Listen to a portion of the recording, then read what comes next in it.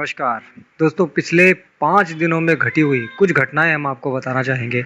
जैसे सुदर्शन चैनल के राष्ट्रवादी पत्रकार मनीष शर्मा की हत्या हुई। लगातार 5वें बीजेपी नेता गुलाम दार की उनकी पत्नी समेत कश्मीर में हत्या। बीजेपी नेता की ब्रेन स्ट्रोक से पीड़ित महिला का बंगाल में गैंगरेप। डासना मंदिर के पुजारी पर जानलेवा हमला कर लहूलुहान किया।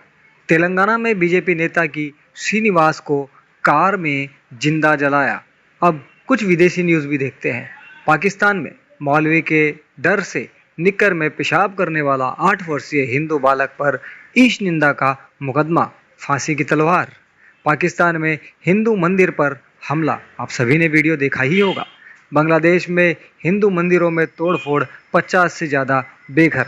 वैसे कुछ हिंदू मंदिरों पर हमले भारत में भी हुए हैं। खैर, यह सिर्फ 5 दिनों की खबरें हैं।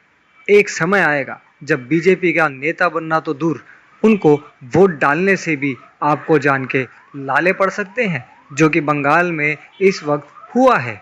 अभी आपके पास में समय है, वोट की ताकत है। एक बार बंगाल जैसा हाल हुआ, फिर आपकी यह ताकत भी किसी काम नहीं आएगी। भारत का विपक्ष सड़कों पर नौटंकी करते करते सड़क छाप हो चुका है। विपक्ष के पास न नेता है और न ही मुद्दा। पप्पू को प्रोटेक्ट करते करते कांग्रेस की हालत ये हो चुकी है कि राज्यसभा में 1-2 के टिकट ब्लैक किए टेबल पर चढ़कर हंगामा करता है और पूरी कांग्रेस उसको समर्थन करते हुए नारे लगाती है।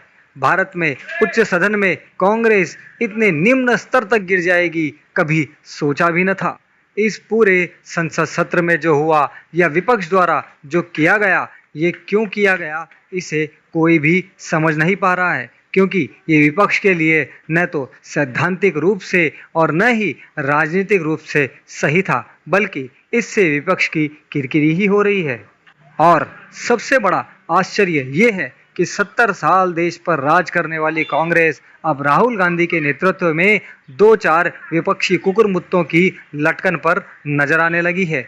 हाँ, सरकार के लिए एक बात अच्छी हुई कि कोरोना काल और लॉकडाउन की वजह से, बाजारों में मंदी की वजह से व्यापारी वर्ग मोदी सरकार से कुछ नाराज हो गया था, मगर संसद में विपक्ष के कुकर्म देखकर देश का अधिकतर वर्ग मोदी सरकार से अपनी नाराजगी पिछले पायदान पर पटक चुका है। हताश और दिशाहीन विपक्ष सड़कों पर अराजकता कर सकता है। और हाँ, यदि आप सोच रहे हैं कि भाजपा को सबक सिखाएंगे, भाजपा को हराकर हम उसे सबक सिखाएंगे, तो गलतफहमी में मत रहना, क्योंकि यह अंतिम अवसर होगा। यदि इस बार सबक सिखाने के चक्कर में भाजपा को हम खो दिए तो बंगाल से बुरे हाल पूरे देश में हो सकते हैं। और जो विपक्ष करने जा रहा है या कर रहा है, उससे सावधान रहिए। बाकी आप खुद समझदार हैं। जय हिंद, वंदे मातरम।